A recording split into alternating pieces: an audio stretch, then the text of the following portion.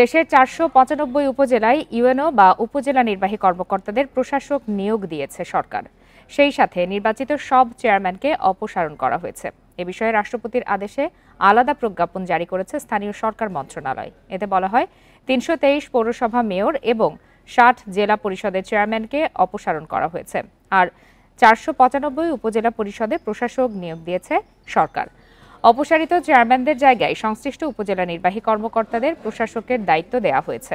এর আগে গত শুক্রবার সংশোধিত স্থানীয় সরকার সিটি কর্পোরেশন অধ্যাদেশ, স্থানীয় সরকার পৌরসভা অধ্যাদেশ, জেলা পরিষদ অধ্যাদেশ ও উপজেলা পরিষদ অধ্যাদেশের খসড়া অনুমোদন করে অন্তর্বর্তী সরকারের উপদেষ্টা পরিষদ। পরে তা অধ্যাদেশ আকারে জারি করা হয়।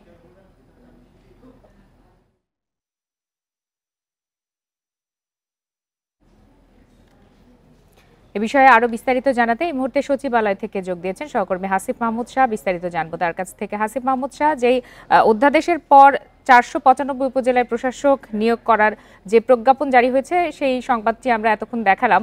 আপনি সেখানে পুরোটা সময় ছিলেন, বিস্তারিত জানাবেন এবং তারা কবে থেকে কাজ শুরু করবেন সে বিষয়ে কি নির্দেশনা রয়েছে? লোপা, আজকে কিছুক্ষণ আগে সব মিলিয়ে ৩টি প্রজ্ঞাপন জারি হয়। তার সেটি যদি আমি বলি, ৪৭৬ জনপ্রতিনিধিকে অপসারণ করেছে স্থানীয় সরকার বিভাগ। এর মধ্যে একটি বিষয় হলো ৪৯৩ উপজেলা চেয়ারম্যানকে কিন্তু তাদের পদ শূন্য করা হয়েছে, কিন্তু উপজেলা নির্বাহীদের কিন্তু দায়িত্ব দেওয়া হয়েছে ৪৯৫টি। সেক্ষেত্রে দুজন উপজেলা পরিষদের যে চেয়ারম্যান তারা মারা গিয়েছিলেন, সেই দুই জায়গায়ও সহ টোটাল ৪৯৫ উপজেলা চেয়ারম্যানকে এর দায়িত্বে আসলে উপজেলা নির্বাহী কর্মকর্তাদেরকে দায়িত্ব দেওয়া হয়েছে। সব মিলিয়ে ৮৭৬ জনপ্রতিনিধিকে অপসারণ করেছে এবং সেই অপসারণের প্রেক্ষিতে কিন্তু স্থানীয় সরকার বিভাগ কিন্তু উপজেলা নির্বাহী কর্মকর্তা এবং এখনো কিন্তু মেয়র এবং হলো জেলা পরিষদ চেয়ারম্যান, তাদের বিষয়ে কিন্তু এখন পর্যন্ত সিদ্ধান্ত আসেনি। স্থানীয় সরকার বিভাগ থেকে আমাদেরকে যেটি জানানো হয়েছে যে ৫ই আগস্ট যে সরকার পরিবর্তন হয় সেই সময় থেকে যে উপজেলা নির্বাহী পরিষদ, জেলা পরিষদ এবং পৌর মেয়ররা কিন্তু তাদের কাজে আসছেন না, যার ফলে স্থানীয় সরকারের যে কার্যক্রম সেটি বিঘ্ন হচ্ছে, সাধারণ মানুষ সেবা পাচ্ছেন না। এর প্রেক্ষিতে কিন্তু সরকার এই সিদ্ধান্ত নিতে বাধ্য হয়েছেন। এর আগে কিন্তু উপদেষ্টা আমাদেরকে জানিয়েছিলেন 2 দিন আগে যখন তিনি দায়িত্ব গ্রহণ করেছেন, যে গত পরশুদিন উনি জানিয়েছিলেন শনিবার দিন যে 2 দিনের মধ্যে এই বিষয়ে ওনারা সিদ্ধান্ত নেবেন এবং আজকে সোমবারের মধ্যে কিছুক্ষণ আগে এই বিষয়ে আমাদেরকে সিদ্ধান্ত জানালেন। আমরা চেষ্টা করছি যে ওনার সাথে এই বিষয়ে বিস্তারিত কথা বলার চেষ্টা করছি। উনি আমাদেরকে এখন পর্যন্ত সে বিষয়ে সময় দেওয়ার বিষয়টি নিশ্চিত করেননি। যদি সময় পাওয়া যায় হয়তো আরও বিস্তারিত আমরা এই বিষয়ে জানতে পারবো। এবং একই সাথে আরেকটি বিষয় হলো, উপজেলা নির্বাহী কর্মকর্তারা কিন্তু এখন থেকেই সেই দায়িত্ব পালন করবেন বলে আমাদেরকে কিন্তু স্থানীয় সরকার বিভাগ থেকে জানানো হয়েছে। কারণ অফিস অর্ডার সাথে সাথেই এই ইউএনওদের উপরে কিন্তু এই দায়িত্ব ন্যস্ত হয়ে গিয়েছে। সেক্ষেত্রে তারা এখন থেকে দায়িত্ব পালন করতে কোনো বাধা নেই। লোপা, সচিবালয় প্রাঙ্গণ থেকে জানাচ্ছিলেন সহকর্মী হাসিফ মাহমুদ শাহ। জনপ্রতিনিধিরা আত্মগোপনে থাকায় সিটি কর্পোরেশনে মিলছে না কাঙ্ক্ষিত সেবা। এতে জন্ম, মৃত্যু সনদ কিংবা গুরুত্বপূর্ণ কাজের জন্য গিয়ে খালি হাতে ফিরতে হচ্ছে নাগরিকদের। তবে বিশেষ পরিস্থিতিতে নতুন অধ্যাদেশ জারির পর কার্যক্রম স্বাভাবিক করতে চেষ্টা করছেন কর্মকর্তারা। ছাত্র জনতার আন্দোলনের মুখে গেল ৫ আগস্ট সরকার পতনের পর আত্মগোপনে বেশিরভাগ জনপ্রতিনিধি। এতে ব্যাহত হচ্ছে সিটি কর্পোরেশনের নাগরিক সেবা। রাজশাহী নগর ভবন থেকে শুরু করে ওয়ার্ড কার্যালয় সবই পরিণত হয়েছে ধ্বংসস্তূপে। এখনও অনুপস্থিত ৯০ ভাগ জনপ্রতিনিধি। এই অবস্থায় মিলছে না কাঙ্ক্ষিত সেবা। বসার মতো টেবিল, চেয়ার বা আসবাবপত্র এগুলো না থাকার কারণে আমাদের বসতে অসুবিধা হচ্ছে। আমরা যে কারণে আমরা একটু সাময়িক অসুবিধার মধ্যে আছি। তো উদ্ধার করা হয়েছে, উদ্ধারকৃত মালামাল আমরা পাইছি অলরেডি। সেগুলো নিয়ে আমরা এখন সেট করতেছি যাতে আমরা তাড়াতাড়ি বসতে পারি। মেয়রের অনুপস্থিতিতে চট্টগ্রাম ও খুলনা সিটি কর্পোরেশনের দায়িত্ব পালন করছেন প্রধান নির্বাহী কর্মকর্তা। নাগরিক সেবা দিতে কাজ করছেন অল্প সংখ্যক ওয়ার্ড কাউন্সিলর। সিটি কর্পোরেশনের প্রধান অফিসের যে কার্যক্রম সেগুলো পরিচালনা করছে এবং তার কর্মকর্তা কর্মচারী যারা আছে তাদের সহযোগিতায় আমরা দায়িত্ব পালন করছি। নতুন অধ্যাদেশ জারির পর ফিরছেন গাজীপুর সিটি কর্পোরেশনের কাউন্সিলররা। অন্তর্বর্তী সরকারের সঙ্গে সমন্বয় করে কাজ করতে চান মেয়র জায়েদা খাতুন। যে সরকারই থাকুক না কেন, আমি ওনার অনুযায়ী মান্য আমি সিটি কর্পোরেশনের কাজকর্ম চালাই যাব, সিটি কর্পোরেশন নগরবাসীদের স্বার্থের জন্য, আমার একার স্বার্থে, সবার উন্নয়নের জন্য। মেয়র কাউন্সিলরদের অনুপস্থিতিতে ব্যাহত হচ্ছে কুমিল্লা সিটি কর্পোরেশনের নাগরিক সেবা। ময়মনসিংহ সিটি কর্পোরেশনের প্রধান নির্বাহীর আশ্বাসে কিছু সংখ্যক কর্মকর্তা ও কর্মচারী সোমবার কাজে যোগ দিলেও বন্ধ বেশিরভাগ কক্ষ। তবে বরিশাল, সিলেট ও নারায়ণগঞ্জ সিটি কর্পোরেশনে সীমিত পরিসরে হলেও নাগরিক সেবার কাজ অব্যাহত আছে। Tania Nasrin, independent news. তত্ত্বাবধায়ক সরকার পদ্ধতি বাতিল করে সংবিধানের ৫ম সংশোধনী কেন অবৈধ নয় তা জানতে চেয়ে রুল জারি করেছে হাইকোর্ট। বিচারপতি নাইমা হায়দারের নেতৃত্বে হাইকোর্টের দ্বৈত বেঞ্চ শুনানি শেষে আজ এই রুল জারি করে। ২০১১ সালের ৩০ জুন তৎকালীন আওয়ামী লীগ নেতৃত্বাধীন সরকারের আমলে সংবিধানের ৫ম সংশোধনী পাশ হয়। এতে তত্ত্বাবধায়ক সরকার ব্যবস্থা বাতিল করা হয়। ক্ষমতাসীন আওয়ামী লীগ সরকারের অধীনে পরবর্তী দুটি জাতীয় নির্বাচন অনুষ্ঠিত হয়, যা ছিল প্রশ্নবিদ্ধ ও বিতর্কিত। এ কারণে ৫ম সংশোধনীর বৈধতা নিয়ে তৈরি হয় নানা প্রশ্ন। সংবিধানের ৫ম সংশোধনী কেন অবৈধ ঘোষণা করা হবে না জানতে চেয়ে রুল জারি করে হাইকোর্ট। সুশাসনের জন্য নাগরিক সুজন সম্পাদক বদিউল আলম মজুমদার সহ ৫ জনের করা একটি রিটের শুনানি শেষে হাইকোর্ট বেঞ্চ এই রুল জারি করেন। তত্ত্বাবধায়ক সরকারের প্রধান হওয়ার যে বিধানটা, ওটা সংসদ চাইলে ওটা করতে পারে, সংশোধন করতে পারে। কিন্তু যেটা বলা হয়েছে আমাদের সাবেক প্রধানমন্ত্রীর পক্ষ থেকে, সাবেক প্রধানমন্ত্রী বলেছে আমি তত্ত্বাবধায়ক সরকার ব্যবস্থা বাতিল করি নাই, আদালত করেছে। আদালত বলেছে যে পরবর্তী নির্বাচন যদি তত্ত্বাবধায়ক সরকারের অধীনে হইতে হয় সংশোধন অনুমোদন লাগবে। এটা সম্পূর্ণভাবে মিথ্যাচার। রিটের প্রাথমিক শুনানিতে আইনজীবীরা বলেন ৫ম সংশোধনী সংবিধানের বিভিন্ন ধারা ও মূল কাঠামোর পরিপন্থী। এর মাধ্যমে তত্ত্বাবধায়ক সরকার ব্যবস্থা বাতিল করে দলীয় সরকারের অধীনে নির্বাচনের বিধান করা হয়েছে। হাতের ক দিয়ে তারা এমনভাবে করতে চেয়েছেন যে ভোট ডাকাতি করে ক্ষমতায় থাকতে পারতেছেন, কিন্তু অন্য কোনোভাবে কেউ যাতে না আসতে পারে। তত্ত্বাবধায়ক বলেন, নির্বাচন প্রক্রিয়াকে স্বচ্ছ করার জন্য বলেন, সেটা যাতে না আসতে পারে, সেটা একটা ছিল। বিচার বিভাগের কন্ট্রোল করার জন্য অনেকগুলো উপাদান ছোট ছোট করে দিয়ে দেওয়া ছিল। ওনারা এটা বলছেন, আমি এটা এক্সামিন করে দেখি তারপরে বলব। আইনজীবীরা বলছেন ৫ম সংশোধনী সংবিধানের মৌলিক কাঠামোকে পরিবর্তন করে দিয়েছে, ক্ষতিগ্রস্ত করেছে গণতন্ত্র ও বিচার ব্যবস্থাকে। আফসানা আফরোজ জুই, ইন্ডিপেন্ডেন্ট নিউজ, ঢাকা। এ বিষয়ে আরও জানতে চলে যাচ্ছে হাইকোর্ট প্রাঙ্গণে, সেখান থেকে আছেন সহকর্মী জাহিদুল বাশার। জাহিদুল বাশার, আমরা প্রতিবেদনেই দেখালাম যে বেশ কিছু বিষয় উঠে আসলো এই রুলের বিষয়ে, এবং এই রুল জারি করার আগে কিন্তু শুনানি অনুষ্ঠিত হয়েছে। সেখানে আসলে বিস্তারিত কি কি বিষয় উঠে এসেছে আপনি জানাবেন বিস্তারিত।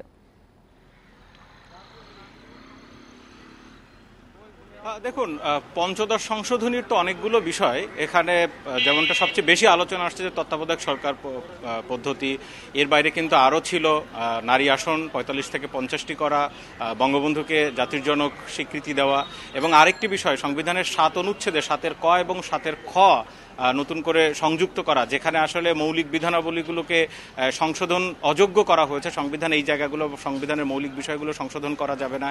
এবং ৭-এর কয় বলা হয়েছে কেউ যদি জোর জবরদস্তিমূলক সংবিধানের কোনো জায়গাকে অসাংবিধানিক পন্থায় সংশোধন করতে যায় সেগুলো ষড়যন্ত্র বা রাষ্ট্রদ্রোহিতা হবে। এই বেশ কিছু বিষয় এই সংশোধনীতে ছিল। তো আজকে শুনানিতে এবং এই পুরো সময় জুড়ে যেমনটা আমরা খবরেও বলছিলাম, মূল কিন্তু তত্ত্বাবধায়ক সরকার পদ্ধতি নিয়েই আলোচনায় আসছে। আপনি দেখুন ১৯৯৬ সালে তখন ত্রয়োদশ সংশোধনী, ১৩তম সংশোধনীর মাধ্যমেই কিন্তু এই সাংবিধানিক সংস্কার করে সেখানে তত্ত্বাবধায়ক সরকার পদ্ধতি আনয়ন করা হয়, এবং তারপরে কিন্তু নির্বাচন হয় তত্ত্বাবধায়ক সরকারের মাধ্যমে, দলীয় সরকার থেকে বেরিয়ে। আবার দেখুন, এর বিরুদ্ধে ২০০৪ সালে যখন রিট দায়ের হয়, সেই রিটের পরে এটি অ্যাপিলে যায়, এবং আপিলে ২০১১ সালের ১০ মে তৎকালীন প্রধান বিচারপতি খায়রুল হক তিনি কিন্তু ওই ত্রয়োদশ সংশোধনী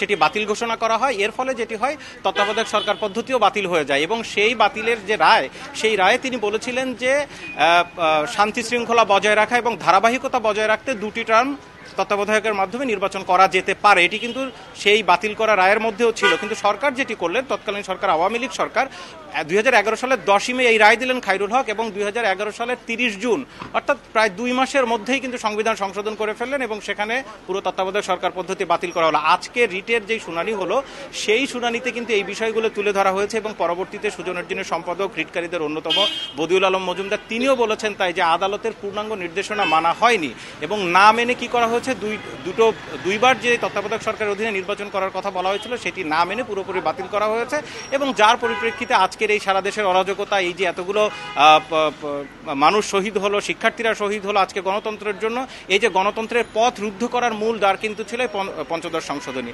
সুতরাং সেই জায়গায় শুনানি শেষে তাদের যে যুক্তিযুক্ত সাবমিশনগুলো শুনে আদালতে কি রুল জারি করেছেন যে কেন পঞ্চদশ সংশোধনী আসলে অবৈধ ঘোষণা করা হবে না। 8 সপ্তাহের সময় দেওয়া হয়েছে, 2 মাস পরে এটির যখন জবাব দেবে রাষ্ট্রপক্ষ সেইখানে আসলে উঠে আসবে রাষ্ট্রপক্ষ কি বলে। তবে অ্যাটর্নি জেনারেল কিন্তু এই বিষয়ে তিনিও একমত পোষণ করেছেন যে হ্যাঁ, পঞ্চদশ সংশোধনীর মাধ্যমেই কিন্তু মূলত গণতন্ত্রকে রুদ্ধ করা হয়েছে, সেখানে ভোট ডাকাতির সুযোগ তৈরি করা হয়েছে। মানে এই যে বিভিন্ন বিষয়গুলো, সেই বিষয়গুলোতেও রাষ্ট্রপক্ষের দিক থেকেও কিন্তু আমরা অনেকটা একমত হতে দেখেছি। তো এখন দেখা যাক যে রাষ্ট্রপক্ষ কি জবাব দেয়। তবে এখানে আরেকটি বিষয় যে যেটি বলছিলাম যে তত্ত্বাবধায়ক সরকারের বাইরে আরও যে বিষয়গুলো রয়েছে সেখানে দেখুন যেই নারী আসন বৃদ্ধি বা বঙ্গবন্ধুকে জাতির জনক স্বীকৃতি, সেই বিষয়গুলো নিয়ে খুব একটা আলোচনা নেই, কিন্তু 7 ক এবং 7 খ নিয়ে কিন্তু এখানে আইনজীবীরা আপত্তি জানিয়েছেন যে মৌলিক বিষয়গুলো সংশোধন যোগ্য নয়, অর্থাৎ সেই জায়গায় সংবিধান সংশোধন করা যাবে না। পঞ্চদশ সংশোধনীর মাধ্যমে সেই পথটি রুদ্ধ করা হয়েছে। আজকে রিটকারীদের আইনজীবী শরীফ ভূঁইয়া তিনি বলছিলেন যে যদি কেউ সাংবিধানিক ম্যান্ডেট নিয়ে অর্থাৎ ভোটাধিকার প্রয়োগের মাধ্যমে যদি কাউকে ক্ষমতায় দেওয়া হয়, অর্থাৎ দেশের অধিকাংশ মানুষ যদি কোনো একটি দলকে 2/3 বেশির আসন দেয় এবং তারা অবশ্যই সংবিধান সংশোধন যোগ্যতা তারা রাখেন বলেই তারা পার্লামেন্টে যাবেন। তো সেই জায়গায় আপনাকে অনেক ধন্যবাদ বিষয়গুলো বিস্তারিতভাবে তুলে ধরার জন্য। 61 দিন অন্ধকার ঘরে ছিলেন বিএনপি নেতা সালাউদ্দিন আহমেদ। তার বেঁচে থাকার আশায় ছেড়ে দিয়েছিল পরিবার। যখন খোঁজ মিলল পাওয়া গেল ভারতের শিলংয়ে। বন্দিদশা থেকে মুক্ত হয়েও দেশে ফিরতে পারেননি 9 বছর। এই জীবনকে আয়নাঘরের চেয়েও ভয়ঙ্কর বললেন সালাউদ্দিন। রোমহর্ষক সেই বছরগুলোর বর্ণনা দিলেন ইন্ডিপেন্ডেন্ট টেলিভিশনকে। বিএনপি নেতা সালাউদ্দিন আহমেদ 2015 সালে তাকে সাদা পোশাকে তুলে নিয়ে যায় আইনশৃঙ্খলা বাহিনী। 61 দিন গুম থাকার পর খোঁজ মেলে ভারতে। 5 আগস্ট শেখ হাসিনা সরকারের পতনের পর দেশে ফেরেন তিনি।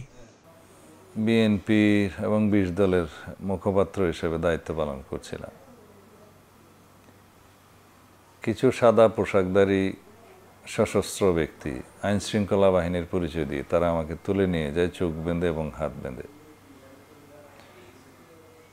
তারা আমাকে একটা কক্ষে বন্দি করে রাখে দীর্ঘ 61 দিন। সেই কক্ষটা 5 ফিট বাই 10 ফিটের বেশি বড় হবে না। আমার কাছে মনে হয় বহু আয়নাঘর আছে।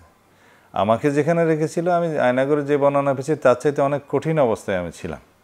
ভারতের শিলংয়ে তাকে ভারসাম্যহীন ভেবে ভর্তি করা হয় মানসিক চিকিৎসা কেন্দ্রে।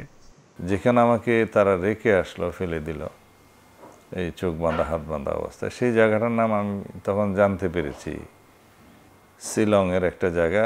চোখের কাপড় খুলে দেখলাম একটা সাদা জিপ গাড়ি চলে যাচ্ছে। কথাবার্তা শোনা হয়তো আমাকে মনে করলাম আমি মানসিক ভারসাম্যহীন। আমার কথা হয়তো তাদের বিশ্বাস হয় না, আমার পরিচয় তারা হয়তো বিশ্বাস করতে চায়নি জামা কাপড় দেখে, আমার অবস্থা দেখে। তখন তারা আমাকে একটা মানসিক হাসপাতালে নিয়ে গেল। তো এটা মানসিক হাসপাতালের ভিতরে কলাসিবল গেট, ভিতরে কেউ যাওয়া আসা করতে পারে না। তার অভিযোগ রাজনৈতিক নেতাদের গুম খুন অপহরণের নির্দেশদাতা শেখ হাসিনা। সমস্ত কিছুর জন্য তৎকালীন সরকারের ফেসিবাদের প্রধান শেখ হাসিনা দায়ী। তিনি হুকুমের আসামি। তার হুকুমে বিভিন্ন সংস্থা, বিভিন্ন কর্মকর্তারা এই কাজ করতে বাধ্য হয়েছে। দীর্ঘ আইনি লড়াইয়ে মুক্তি হয়েও আওয়ামী লীগ সরকারের বাধার মুখে দেশে ফিরতে পারেননি সালাউদ্দিন আহমেদ। হয়তোবা বাংলাদেশ সরকারের কোনো অনুরোধ ছিল not to send him back immediately. বাংলাদেশের ডেপুটি হাই কমিশন গুয়াহাটিতে যেটা আছে, তার ডেপুটি হাই কমিশনকে আমি ফোন করেছিলাম যে ভাই বাংলাদেশে তো পট পরিবর্তন হয়েছে, ফেসিবাদের পতন হয়েছে, আমাকে কি ট্রাভেল পাস দেওয়া যাবে এবার? মাহমুদ শরীফ, ইন্ডিপেন্ডেন্ট নিউজ, ঢাকা। কিছুক্ষণ আগেও যেমনটি জানাচ্ছিলাম, তত্ত্বাবধায়ক সরকার পদ্ধতি বাতিল করে সংবিধানের পঞ্চদশ সংশোধনী কেন অবৈধ নয় তা জানতে চেয়ে রুল জারি করেছে হাইকোর্ট। এ বিষয়ে আলোচনা করতে এই মুহূর্তে রাজধানীর এলিফ্যান্ট রোড থেকে যোগ দিয়েছেন সুজনের সম্পাদক বদিউল আলম মজুমদার। জনাব বদিউল আলম মজুমদার, আপনাকে স্বাগত জানাচ্ছি ইন্ডিপেন্ডেন্ট টেলিভিশনে। আপনার কাছে শুরুতেই জানতে চাই যে আপনি সহ 5 জন যে রিট করেছেন, তারপরে সেই রিটের উপরে শুনানি হয়েছে এবং হাইকোর্ট থেকে একটি রুল জারি করা হয়েছে। আপনার কাছে জানতে চাই যে পঞ্চদশ সংশোধনী অবৈধ দাবি করে রিটের পেছনে আপনাদের যুক্তিগুলো কি কি? আমাদের যুক্তিগুলো, আপনি যে যুক্তিতে রিটটা করা হয়েছে, না রাজনৈতিক বিবেচনা, কোনটা? দুঃখিত, যুক্তি চাচ্ছেন না রাজনৈতিক? রিটের যুক্তিগুলো কি কি? আপনারা যে রিটটি করেছেন তার পেছনে আসলে কি কি যুক্তি ছিল? যেই পদ্ধতিতে পঞ্চদশ সংশোধনী পাশ করা হয়েছে এটা সম্পূর্ণ অসাংবিধানিক। যেমন একটা যুক্তি যথেষ্ট, যে আমাদের সংবিধানের 142 অনুচ্ছেদ অনুযায়ী, যে অনুচ্ছেদটা হলো সংবিধান সংশোধনের পদ্ধতি যেখানে বিধৃত আছে, তো সেই বিধান অনুযায়ী যে সংবিধানের কতগুলো ধারা, কতগুলো অনুচ্ছেদ সংশোধন করতে হলে গণভোট করতে হয়। তো এই যখন পঞ্চদশ সংশোধনী পাশ করা হয়, তড়িঘড়ি করে পাশ করা হয়, ওই গণভোট করা হয়নি। তো এই একটা কারণই যথেষ্ট। তারপরে আরেকটা কারণ হলো যে এই পঞ্চদশ সংশোধনীর মাধ্যমে সংবিধানের 1/3 অসংশোধনযোগ্য করা হয়েছে। তার মানে এই যে তখন ছিল নবম জাতীয় সংসদ ভবিষ্যৎ সংসদ সদস্যদের সংবিধান সংশোধনের অধিকার হরণ করেছে, যেটা করতে পারে না এক সংসদ। ভবিষ্যৎ সংসদের ওই যে সংবিধান সংশোধনের অধিকার হরণ করতে পারে না, এটা আরেকটা যুক্তি। তারপর আরেকটা যুক্তি হলো যেমন যে সংবিধান সংশোধনের জন্য নবম জাতীয় সংসদ একটা স্পেশাল কমিটি করা হয়েছে বেগম সাজেদা চৌধুরীর নেতৃত্বে, এবং সুরঞ্জিত সেনগুপ্ত তার সহপ্রধান ছিলেন।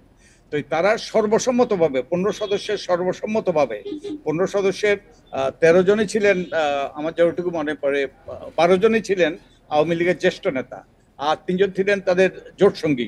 তারা সর্বসম্মতভাবে প্রস্তাব করেছিলেন যে তত্ত্বাবধায়ক সরকার রেখেই সংবিধান সংশোধন করা, তারা সর্বসম্মত প্রস্তাব করেছিলেন।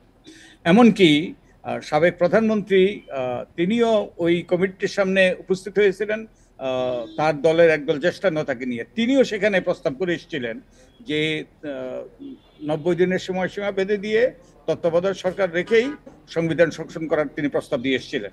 কিন্তু এর প্রেক্ষিতে যে সংবিধান সংশোধনের যে কমিটি, সেই কমিটি সর্বসম্মতভাবে তারা প্রস্তাব করে যে তত্ত্বাবধায়ক সরকার রেখে সংবিধান সংশোধন করা হবে। কিন্তু যেদিন তারা এই প্রস্তাব চূড়ান্ত করে, তারপর দিন তারা প্রধানমন্ত্রীর সাথে সাক্ষাৎ করেন। প্রধানমন্ত্রীর সাক্ষাৎ করার পর তিনি এটা বাতিল করে দেন, এবং সংসদের একটা বিশেষ কমিটির সুপারিশ নির্বাহী বিভাগের প্রধান এটা বাতিল করে দিতে পারে না। এটা ওই যে সেপারেশন অফ পাওয়ার্স ইস্যু। তো এরকম অনেকগুলো যুক্তি আছে যার জন্য এই সংবিধানের পঞ্চদশ সংশোধনীটা অসাংবিধানিক। আর শুধু তাই নয়, এখানে একটা মিথ্যাচার করা হয়েছে, এটা একটা নগ্ন মিথ্যাচার করা হয়েছে। যে খায়রুল হকের যে শর্ট অর্ডার, সেই শর্ট অর্ডার বলা হয়েছে, জি জনাব বদিউল আলম মজুমদার, বলা হচ্ছে যে এই সংশোধনী, পঞ্চদশ সংশোধনী গণতন্ত্রের পথে প্রধান বাধা বা গণতন্ত্রের পথ রোধ করা হয়েছে এই সংশোধনীর মাধ্যমে। সেক্ষেত্রে সংবিধানের কোন কোন ধারার সাথে এটি সাংঘর্ষিক বলে আপনি মনে করেন? সেই সাথে একটু জানাবেন যে তত্ত্বাবধায়ক সরকার ব্যবস্থা পুনর্বহাল হলে দেশের গণতান্ত্রিক ব্যবস্থায় কি ধরনের পরিবর্তন আসতে পারে বলে আপনি মনে করেন? ওকে, সংবিধানের একটা বলে বেসিক স্ট্রাকচার, মৌলিক কাঠামো, ওটা কোনো বিধানে নাই, ওটা হলো আদালতের মাধ্যমে এসছে। যেমন গণতন্ত্রের একটা মৌলিক কাঠামো, এই গণতন্ত্রের পরিপন্থী কোনো রকম সংবিধান সংশোধন এটা অসাংবিধানিক হবে। তো এই যে গণতন্ত্রের অন্যতম ওই যে বৈশিষ্ট্য হলো ভোটের অধিকার। তো এই তত্ত্বাবধায়ক সরকার বাতিল করার মাধ্যমে ভোটের অধিকার হরণ করা হয়েছে। 2014 সালে আমাদের একতরফা নির্বাচন হয়েছে, 2018 সালে যদিও জালিয়াতি নির্বাচন হয়েছে, 2024 সালে আবার একতরফা নির্বাচন হয়েছে। যার মানে মানুষের ভোটের অধিকার হরণ করা হয়েছে। সংবিধানের মৌলিক কাঠামো এটা লঙ্ঘন। তো এটা এবং মৌলিক কাঠামোর পরিপন্থী কোনো সংবিধান সংশোধন হতে পারে না।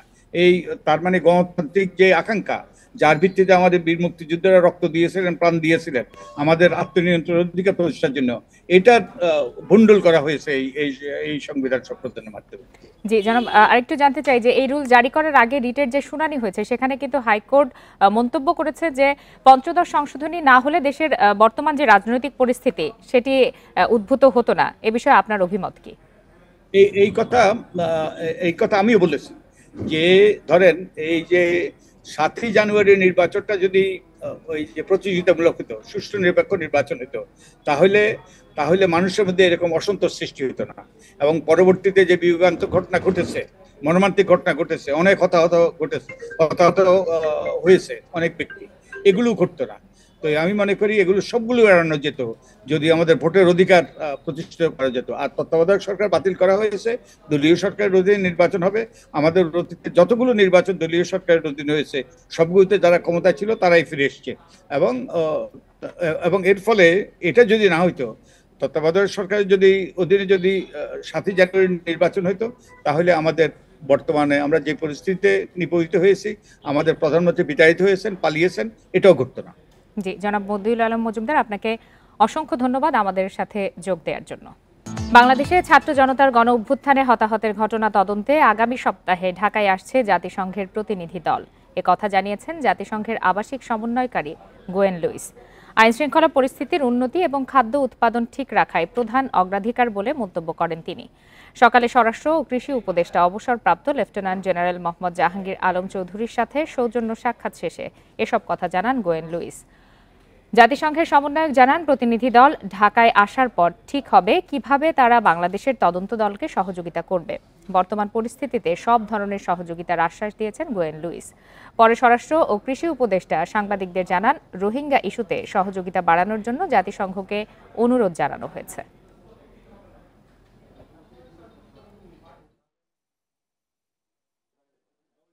সাথে ওনারা এই পরিস্থিতিতে আমাদের কি ধরনের সাহায্য এবং সহযোগিতা করতে পারে ওই ব্যাপারে আমাদের মেইনলি আলাপটা হয়েছে। আরেকটা হলো বলছিলেন যে আমরাও চাচ্ছি, আপনারাও চাচ্ছেন যে ওই ইসির থেকে যে একটা ফ্যাক্ট ফাইন্ডিং মেশিন আসার মতো আসার কথা যে জাতিসংঘ থেকে, ওটা এরা হয়তো পাঠাবে। বৈষম্য বিরোধী ছাত্র আন্দোলনে আহতদের চিকিৎসায় কোনো গাফিলতি হলে কঠোর ব্যবস্থা নেওয়া হবে বলে হুঁশিয়ারি দিয়েছেন সমাজ কল্যাণ উপদেষ্টা শারমিন এস মুর্শিদ।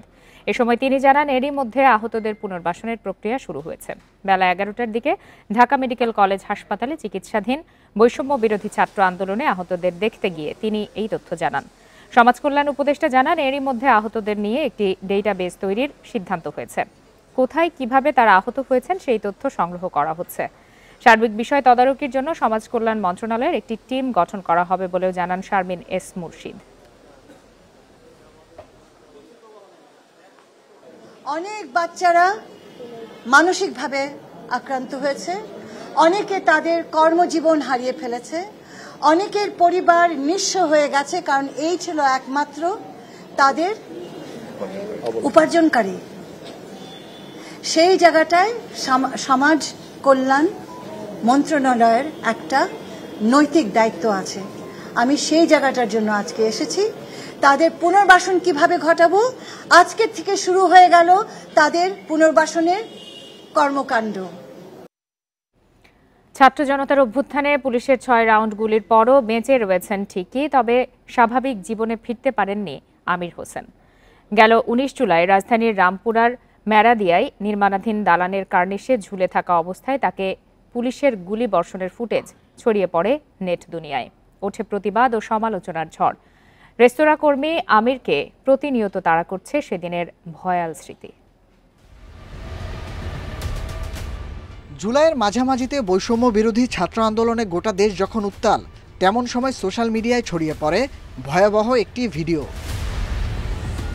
একটি নির্মাণাধীন ভবনের কার্নিশে ঝুলে জীবন বাঁচানোর মরিয়া চেষ্টা করছে এক তরুণ। তার দিকে গুলি ছুড়ছে 2 পুলিশ সদস্য। পরপর চালানো হয় কয়েক রাউন্ড গুলি। সোশ্যাল মিডিয়ায় ভাইরাল হয় 19 জুলাইয়ের সেই ফুটেজ। রাজধানীর মেরাদিয়া এলাকার ওই তরুণের নাম আমির হোসেন। কিভাবে সেদিন প্রাণে বেঁচে ফিরেছিলেন সে কথাই বলছিলেন ইন্ডিপেন্ডেন্ট টেলিভিশনকে। ভয়ে আর কি আমি বিল্ডিংয়ের ছাদের উপর উঠছিলাম, যে দৌড়া আমার পিছনে পিছনে আর কি পুলিশ উঠছে, উপর থেকে গুলি করতেছে আর বলতেছে জাপ দেওয়ার জন্য। আমি জাপ দিই না, কিন্তু আরেকটা পুলিশ নেছে 3 তলা যায় গুলি করতেছে আর কি, সেটি আমার পায়ে লাগে। গুলিবিদ্ধ হয়ে 3 তলায় প্রায় 3 ঘন্টা পড়েছিলেন আমির। পরে তাকে উদ্ধার করেন বেশ কয়েকজন শিক্ষার্থী। বৈষম্য বিরোধী ছাত্র আন্দোলনের সমন্বয়করাও তার খোঁজ খবর রাখছেন। হ্যাঁ, আমার সাথে আসছে, তাকে আমি টাইনা টিনা নিয়ে আসছি, আরও 2 জনকে হাতে পায়ে দইরা নিয়ে আসছি। আসে কোনো রকম ওরে 4 জনে মিলা হসপিটালে নিয়ে যাই আর কি। তারপরে এখানে যতটুকু পারি চিকিৎসা করছি। যেহেতু আমরা গতকাল কি ওনার ব্যাপারটা জানছি, 2-3 দিনের মধ্যে আমরা ওনার পুনর্বাসন এবং আর্থিক যে সহযোগিতা করার সেটা আমরা ইনশাল্লাহ চেষ্টা করব করার জন্য। আমিরের গ্রামের বাড়ি ব্রাহ্মণবাড়িয়ায়। ঢাকায় ফুপুর বাসায় থেকে কাজ করতেন রামপুরার একটি রেস্তোরাঁয়। কিছুটা সুস্থ হলেও পুরোপুরি স্বাভাবিক জীবনে ফেরা নিয়ে শঙ্কা কাটেনি এখনো। আমাকে 6 রাউন্ড গুলি করছে আর কি। 6 রাউন্ড গুলি করার পরে যে সময় আমি জাপ দেয় জায়গায় পড়ি, সেই জায়গায় ছটফট করতেছিলাম আর কি। 3 ঘন্টা পরে চিকিৎসা করতেছি। যদি আর 10-15 মিনিট কেউ পড়াইতো আর কি, তাহলে আমাকে আর কি মৃত্যু উদ্ধার করতে হইতো আর কি। আমরা এখন চাওয়া সরকার যাতে যারা নিরপরাধের কারণে ওরা গুলি করছে ওরা শাস্তি হয়। আন্দোলনে রামপুরা, বাড্ডা ও এর আশপাশের এলাকায় গুলিতে প্রাণ হারিয়েছেন বেশ কয়েকজন। আহত অনেকেই হাসপাতালে এখনও চিকিৎসাধীন। Nahid Kamal, Independent News, Dhaka. ঢাকা মহানগরের বিভিন্ন থানায় ভারপ্রাপ্ত কর্মকর্তা পদে কর্মরত 32 জনকে বদলি করা হয়েছে। রবিবার পুলিশ সদর দপ্তর এই বদলির প্রজ্ঞাপন জারি করে। বদলি করা পুলিশ কর্মকর্তাদেরকে ঢাকার বাইরে বিভিন্ন ট্রেনিং সেন্টার, এপিবিএন ও ট্যুরিস্ট পুলিশে পদায়ন করা হয়েছে। এর আগে 12 আগস্ট পুলিশ সদর দপ্তরের প্রজ্ঞাপনে রাজধানীর 18 পুলিশ পরিদর্শককে বদলি করা হয়। এর মধ্য দিয়ে ডিএমপির মোট 50টি থানার ওসিকে বদলি করা হলো। 5 আগস্ট আওয়ামী লীগ সরকারের পতনের পর নতুন পুলিশ মহাপরিদর্শক নিয়োগ করা হয়। পাশাপাশি বাধ্যতামূলক অবসরে পাঠানো হয় পুলিশের শীর্ষ পদমর্যাদার 4 জনকে। পুলিশ সূত্রে জানা গেছে, বদলি করা ওসিদের বেশিরভাগই সাম্প্রতিক ছাত্র আন্দোলনের সময় গুলি চালানো, গণগ্রেপ্তার ও হয়রানির সাথে সরাসরি জড়িত ছিল বলে অভিযোগ রয়েছে।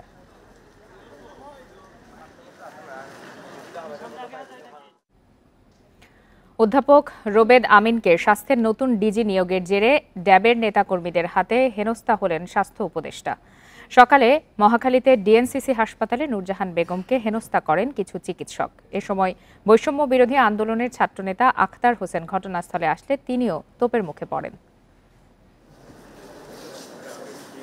স্বাস্থ্য অধিদপ্তরের ভারপ্রাপ্ত মহাপরিচালক হিসেবে রোববার অধ্যাপক রোবেদ আমিনকে নিয়োগ দেয় সরকার। সকালে নতুন ডিজি সহ অধিদপ্তরের কর্মকর্তাদের নিয়ে মহাখালীর ডিএনসিসি হাসপাতালে বৈঠকে বসেন স্বাস্থ্য উপদেষ্টা নূরজাহান বেগম। বৈঠক চলাকালে বিক্ষোভ মিছিল নিয়ে হাসপাতালে আসেন বিএনপিপন্থী চিকিৎসকদের একটি দল। নতুন ডিজি ও এডিজির পদত্যাগের দাবি করেন তারা।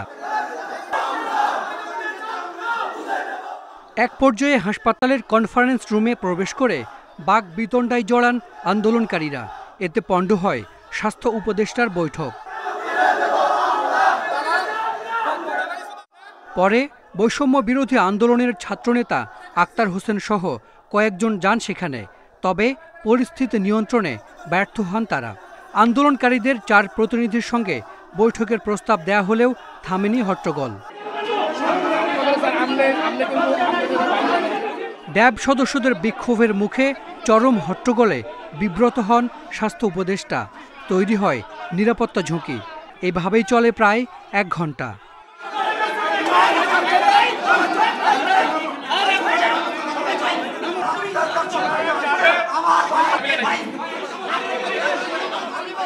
পরে ঘটনাস্থলে সেনা সদস্যরা আসলে হাসপাতাল ছাড়েন স্বাস্থ্য উপদেষ্টা ও অধিদপ্তরের কর্মকর্তারা। এ সময় ড্যাবের কয়েকজন নেতাকর্মীও তাদের সঙ্গে যান।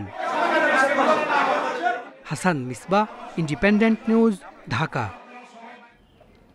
চাকরি স্থায়ীকরণ ও পদায়নের দাবিতে 3 কর্মকর্তাকে রাতভর অফিসে আটকে রাখলেন পরিসংখ্যান ব্যুরোর ন্যাশনাল হাউস হোল্ড ডেটাবেস প্রকল্পের কর্মীরা।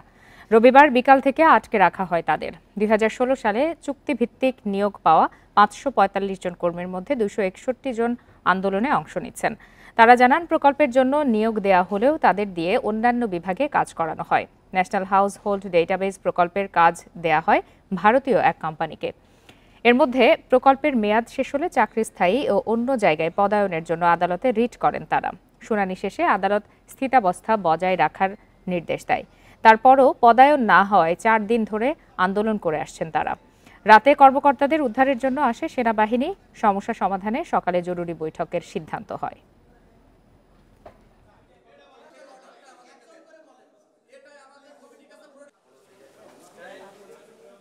16 সাল থেকে 2022 সাল 31 ডিসেম্বর 2022 সাল পর্যন্ত এই প্রকল্পের মেয়াদ ছিল, কিন্তু আমাদের এই প্রকল্পে কোনো প্রকার কাজ করানো হয় নাই। 122 কোটি টাকা ইন্ডিয়ান জেরক্স কোম্পানিকে দেওয়া হয়ে গেছে। তাহলে স্যার ওই মানে টোটাল টাকাটা ফাউ গেছে, কোনো ক্লিয়ার ডাটা নাই। হাইকোর্টের রায় অনুযায়ী আমাদের যে স্ট্যাটাস কো আছে এইটার অনুযায়ী আমাদেরকে পদায়ন অর্ডার করতে হবে, 1 নাম্বার 2, এবং খুব দ্রুত সময়ের মধ্যে আমাদেরকে আত্মীকরণ করে নিতে হবে অথবা আমাদেরকে স্থায়ীকরণ করে নিতে হবে। সিরাজগঞ্জের হাটিকুমরুলে ট্রাকের সাথে মাইক্রোবাসের সংঘর্ষে একই পরিবারের 4 জন নিহত হয়েছেন। রবিবার মধ্যরাতে গোলচত্বর এলাকায় এই দুর্ঘটনা ঘটে। সলঙ্গা থানার অফিসার ইনচার্জ এনামুল হক জানান, ঢাকা থেকে রাজশাহীগামী একটি মাইক্রোবাস হাটিকুমরুল গোলচত্বর এলাকায় পৌঁছালে বিপরীত দিক থেকে আসা একটি ট্রাকের সাথে সংঘর্ষ হয়। এতে ঘটনাস্থলে মাইক্রোবাসে থাকা এক নারী সহ একই পরিবারের 4 জন নিহত হয়। গুরুতর আহত হয় মাইক্রোবাস চালক। ঘটনার পরই পালিয়ে গেছে ট্রাক চালক। আসার পরে দেখি যে একজনও জীবিত নাই, 4টাই মারা গেছে। তারা রাজশাহী রোডে যাওয়ার সময় ট্রাকের সাথে ধাক্কা লাগে এবং 4 জন মারা যায়। ঢাকা থেকে ছেড়ে আসা একটি মাইক্রোবাসের সঙ্গে বিপরীত দিক থেকে আসা একটি অজ্ঞাতনামা ট্রাকের মুখোমুখি সংঘর্ষ ঘটে। এতে ঘটনাস্থলে 4 জন, একই পরিবারের 4 জন মৃত্যুবরণ করে। গ্যাসের অভাবে টানা কয়েক মাস ধরে দেশের 3টি ইউরিয়া সার কারখানার উৎপাদন পুরোপুরি বন্ধ রয়েছে। এতে আসন্ন আমন মৌসুমে চাহিদা অনুসারে ইউরিয়া সারের সরবরাহ সংকটের আশঙ্কা তৈরি হয়েছে। এছাড়া দীর্ঘদিন উৎপাদন বন্ধ থাকায় বেকার হয়ে পড়েছেন কারখানা সংশ্লিষ্ট অনেকেই। দেশের বৃহত্তম রাষ্ট্রীয় সার কারখানা Chattogram urea fertilizer limited CUFL কারখানাটিতে গড়ে প্রতিদিন 1000 থেকে 1200 মেট্রিক টন সার উৎপাদন হয়। তবে গ্যাস সংকটে প্রায় 9 মাস ধরে বন্ধ উৎপাদন। যান্ত্রিক ত্রুটি ছিল, গ্যাসের স্বল্পতা ছিল। এখন মোটামুটি প্ল্যান্ট ঠিক আছে, কিন্তু গ্যাসের নিশ্চয়তা আসেনি। এই মাসে হয়তো চালু হবে। একই অবস্থা আরও 2 সার কারখানারও। 9 মাস ধরে উৎপাদন বন্ধ আশুগঞ্জ সার কারখানায়। এছাড়া 7 মাসের বেশি সময় ধরে বন্ধ রয়েছে জামালপুরে যমুনা সার কারখানা। এতে আসন্ন আমন মৌসুমে সার সংকটের আশঙ্কায় কৃষক। এছাড়া দানাদার ইউরিয়া সারের দামও বাড়ার আশঙ্কার কথা বলছেন ডিলাররা। প্রতি টনে 80,000 টাকা গচ্ছা দিতে হচ্ছে, ভর্তুকি দিতে সরকারকে। একদিকে সরকার ক্ষতিগ্রস্ত হচ্ছে, অন্যদিকে কারখানা বন্ধ থাকার কারণে কারখানা সংশ্লিষ্ট লক্ষ লক্ষ লোক বেকার হয়ে পড়ছে। এই সার কারখানাকে চালু না করা হয় তাহলে কৃত্রিম সংকট তো হবেই এবং কৃষকেরা অনেক ক্ষতিগ্রস্ত হবে। এদিকে কারখানায় উৎপাদন বন্ধ থাকায় শ্রমিক ও পরিবহন সংশ্লিষ্টরাও রয়েছেন বিপাকে। প্রোডাকশন না যাওয়াতে দেখা যায় যে সমস্ত গাড়ি ঘোড়ায় সার পরিবহনের জন্য সবসময় মোতায়েন আছে, যে মাসে একটা ঠিক পাচ্ছে না। অনেকদিন কাজকর্ম করে চালু করছিল, আমরা এই অর্থ এলাকার লোক ভালোভাবে চললাম, ভালোভাবে খাইলাম। এখন এই ফ্যাক্টরিটা বন্ধ করে দেওয়াতে আমাদের অর্থ এলাকার মানুষ বেকার হয়ে গেছি। দেশে বছরে 27 লাখ টন ইউরিয়া সারের চাহিদা রয়েছে। এর মধ্যে দেশেই উৎপাদিত হয় 10 লাখ টন। রেশমি নন্দী, ইন্ডিপেন্ডেন্ট নিউজ। অন্তর্বর্তী সরকার ব্যয় সংকোচন করবে বলে জানিয়েছেন পরিকল্পনা ও শিক্ষা বিষয়ক উপদেষ্টা ডক্টর ওয়াহিদ উদ্দিন মাহমুদ। সোমবার পরিকল্পনা মন্ত্রণালয়ে তিনি বলেন, জিডিপি বাড়ানোর চেয়ে কর্মসংস্থানের ওপর বেশি গুরুত্ব দেওয়া হবে। আর শেখ হাসিনা সরকারের নেয়া রাজনৈতিক উদ্দেশ্যমূলক প্রকল্প বন্ধ করে দেওয়া হবে বলে জানান ওয়াহিদ উদ্দিন মাহমুদ। বড় বড় প্রকল্পগুলোতে কেন এতবার সংশোধন করতে হলো, নকশা কেন সংশোধন করতে হলো, একটা প্রকল্প 4 বার 5 বার বহুবার এগুলোকে কেন সংশোধন করতে হয়েছে এবং ব্যয় বাড়াতে হয়েছে এবং সময় বাড়াতে হয়েছে, সেগুলো একটু আমরা এখন ভবিষ্যতে যাতে ভুল না করি, আমি মনে করি যে এটাকে প্রতিবেদন তৈরি করা উচিত হবে যে কেন এই ভুলগুলো হলো। ইউরোপের বাজারে কমেছে তৈরি পোশাক রপ্তানি। জানুয়ারি থেকে জুন পর্যন্ত 6 মাসে রপ্তানি হয়েছে 8.27 বিলিয়ন ইউরো, যা 2023 সালের একই সময়ের তুলনায় 4.98% কম। গত বছরের জানুয়ারি জুন সময়ে রপ্তানি হয়েছিল 9.18 বিলিয়ন ইউরো। ইউরোস্যাটের প্রতিবেদনে এই তথ্য উঠে এসেছে। রপ্তানিকারকরা বলছেন, বিশ্বব্যাপী নানা সমস্যার কারণে রপ্তানি কমেছে। বাংলাদেশের পোশাক রপ্তানি কমার কারণ হিসাবে প্রতিযোগিতায় পিছিয়ে পড়া, উপযোগ বেড়ে যাওয়া, শ্রমিকদের মজুরি বৃদ্ধিকে উল্লেখ করেছে ইউরোস্যাট। এদিকে ইউরোপের বাজারে জানুয়ারি-জুন সময়ে নিটওয়্যার রপ্তানিও কমেছে 8.58%। তবে ওভেন গার্মেন্টস রপ্তানি 0.28% বেড়ে হয়েছে 3.74 বিলিয়ন ইউরো।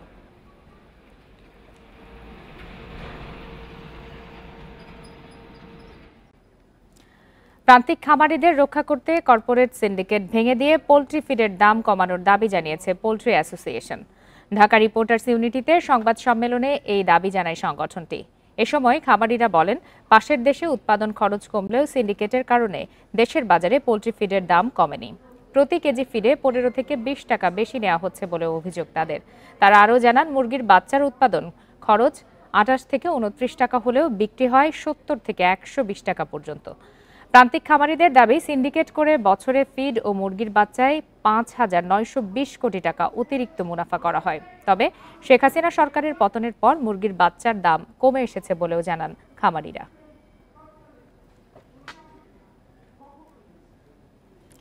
পশ্চিমবঙ্গের কলকাতায় চিকিৎসক ধর্ষণ ও হত্যার ঘটনায় টানা 11 দিনের মতো বিক্ষোভ ও প্রতিবাদ চলছে ভারতে।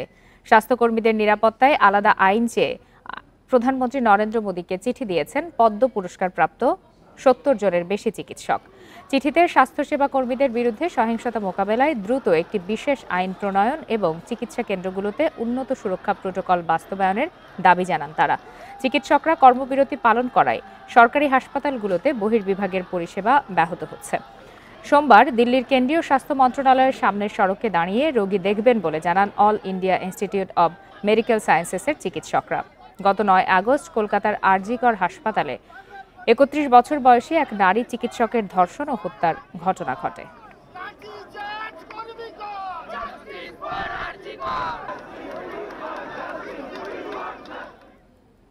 এ বিষয়ে আরো বিস্তারিত জানাতে এই মুহূর্তে পশ্চিমবঙ্গের কলকাতা থেকে যোগ দিয়েছেন সহকর্মী দেবপ্রসাদ অধিকারী।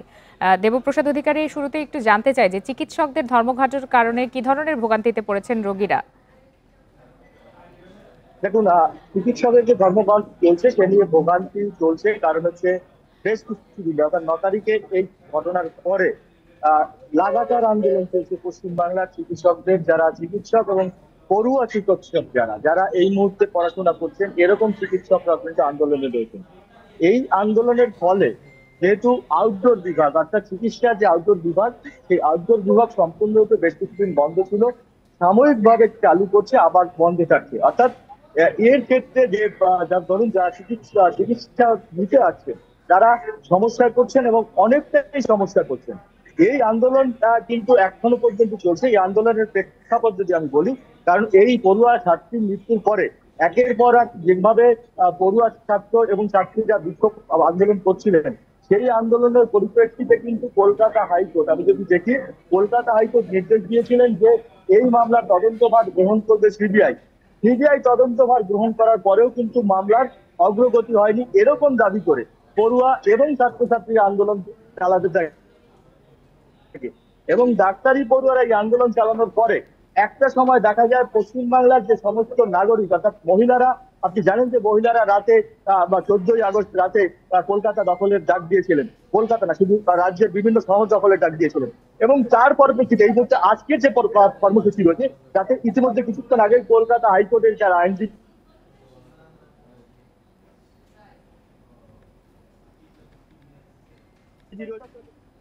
সহকর্মী দেবপ্রসাদ অধিকারী জানাচ্ছিলেন কলকাতা থেকে। এর সাথে শেষ করছি আজকের বিরতিহীন সংবাদ দুপুর। সাথে থাকার জন্য ধন্যবাদ।